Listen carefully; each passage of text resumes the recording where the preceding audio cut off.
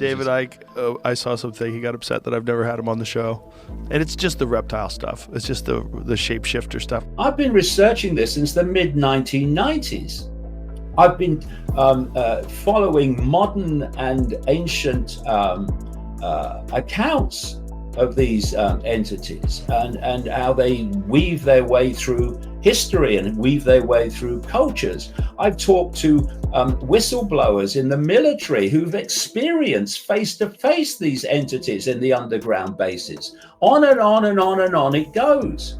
And it's dismissed as, he says it's all the reptiles. It's just... And then you get like the David Ickes that are like, it's fucking reptiles, dude. They're all reptiles. What's going on? I mean, I've been doing this for 35 years, just coming into the 36th. I've been researching it full time in that period. I've been to nearly, if not more than 60 countries doing the research. And I've never been on the Rogan show.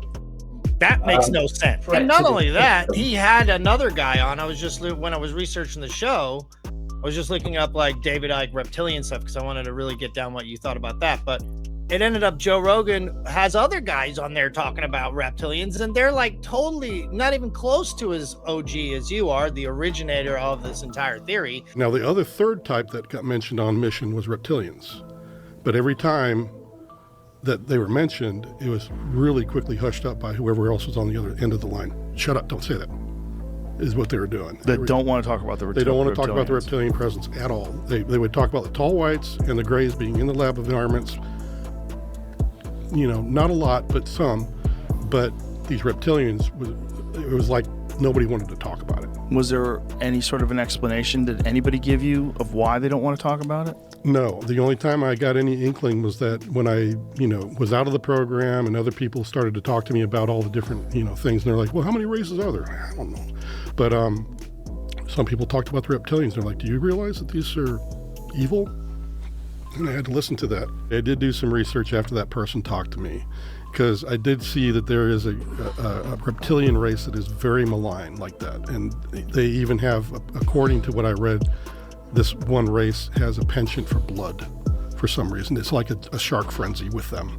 They have like a real reptile. It's a euphoric experience for them. Yeah, a reptilian race that does that. And someone who in the alternative media landscape, it's becoming kind of glaringly obvious, Joe. Like if you're not gonna talk to one particular person, and you're just gonna write him off, even though he was against COVID before you were.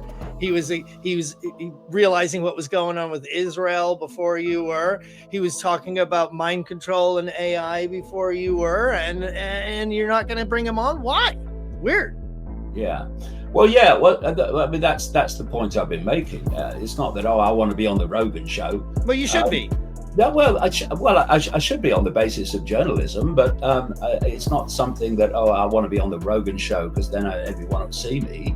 I'm just asking a simple journalistic question of why I haven't been, given my history.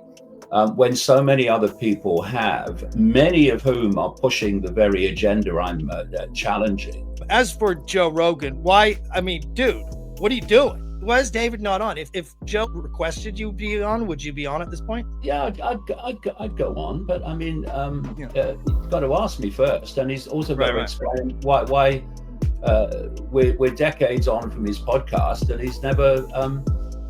He's never asked. Not only that, I've met one or two people that's been on his show over the years, and they've said, "Have you never been on?" I know. That's ridiculous. I'll contact him. And then when I pointed this out maybe a couple of years ago, this is a bit strange, isn't it?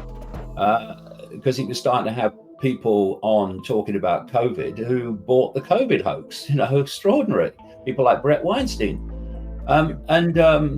So someone contacted us and said, I know the Rogan people, I'll give them a call. This is ridiculous.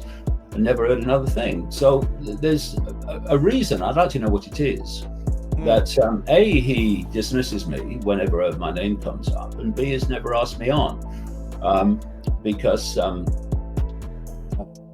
I've done 35 years of research across a vast wave of range of subjects. and people who've been around for 5 minutes are suddenly on. People who are part of the agenda are given softball interviews. So why wouldn't someone like me be asking the questions, what's going on? I would still have them on. I think fascinating just to try to pick some of those ideas Well, what's apart interesting, or listen to them. even if you don't believe in the ideas, what's interesting is how does somebody arrive at them. Right. That's what's fascinating to me. When I do my show, I speak to someone, I'm like, I want to understand the psychology of how you have arrived at this particular position. Well, imagine if it's real. I mean, if shapeshifters were real, if there really are evil reptilian aliens and they've infiltrated our society and they've been pulling the strings forever and only a couple of people knew, how ridiculous would that idea be? How ridiculous. It would be so ridiculous. But is an alien shapeshifter reptile person, is that any weirder than the most recent theory that our entire universe is taking place inside of a black hole that's in another universe?